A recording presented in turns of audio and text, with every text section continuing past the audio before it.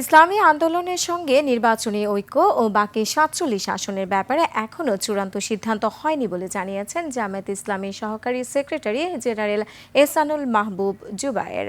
রাজনৈতিক পরিস্থিতি নিয়ে রাজধানী মগবাজারে জামায়াতের কেন্দ্রীয় কার্যালয়ে গুরুত্বপূর্ণ বর্ধিত সভার ফাঁকে বিষয়টি নিশ্চিত করেন দলের কেন্দ্রীয় সহকারী secretary general Ehsanul Mahbub Zubair.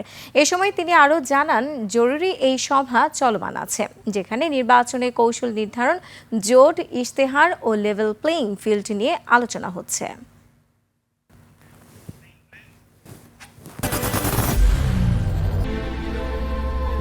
I am Ox. মুফতি মামুনুল হক সাহেব আসছিলেন আমাদের জামাতের নায়েবে আমির ডাক্তার আব্দুল্লাহ মোহাম্মদ তাহের সাহেবের সাথে দেখা করার জন্য। ৪৭টি আসন আমরা রেখেছিলাম, তো সেই আসনগুলো সম্পর্কে আমরা লিয়াজো কমিটিকে দায়িত্ব দিয়েছি।